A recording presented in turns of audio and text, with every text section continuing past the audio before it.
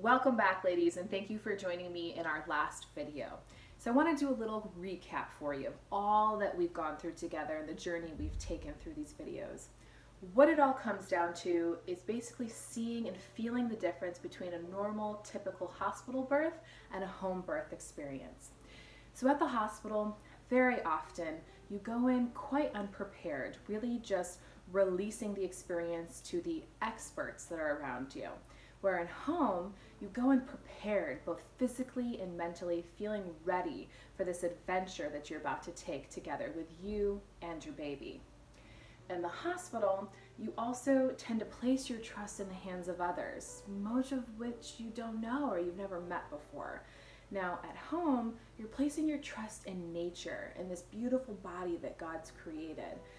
And you're also giving your trust to a team of experts that you not only know, but you've developed a bond with and that you've trusted and gotten to know over all these months before the actual birthday. In a hospital, you often resist the pain that's there and you need others to take your pain away, whether it comes in the form of maybe synthetic oxytocin or even up to an epidural. When you're at home, you learn to just surrender to the pain and have created an environment to help you do so. Also in a hospital, you tend to be in an environment where, unfortunately, oxytocin is stalled, which also makes slower, more painful labor. At home, you're in a perfect environment to boost that oxytocin and actually have a pleasurable birth experience.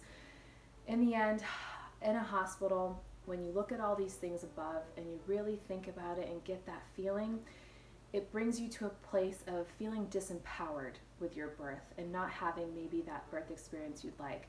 Where in a home experience, you feel ready to do this, to surrender, to rock your birth, and you can feel empowered. Okay, so I'm going to take a step inside your brains. Maybe right now you're thinking, okay, this sounds great, but I don't think I can do this. Whether you think you can or you can't, you're right. Right? Of course you can. This process has been going on for thousands, if not millions of years. Billions of other women have gone through it. Women that are no more special than you or I. So I implore you to think of if they can, so can you. And when you actually think of it, there's not just one person that's being born during labor. There's two.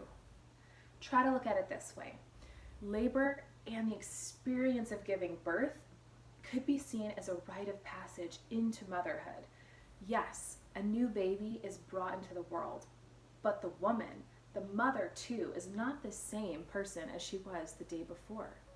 She transforms into this completely new person. A lioness is born, a caretaker, a protector of what matters most. You know, ladies, maybe giving birth is supposed to be a painful experience because very often with challenges in life, pain is the way through. It's not meant to be avoided. So an experience where you can dig deeper in yourself than you've ever done before is something that we should welcome.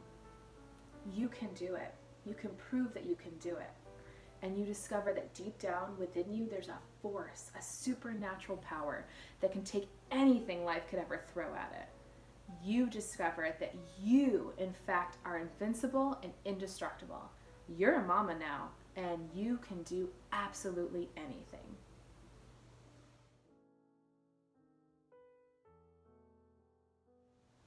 Hey ladies, thank you so much for watching. If you guys want to interact some more, have more questions, please feel free to reach out. I've listed all of my social media below and I would love to hear from you and hear your own empowering birth questions or stories.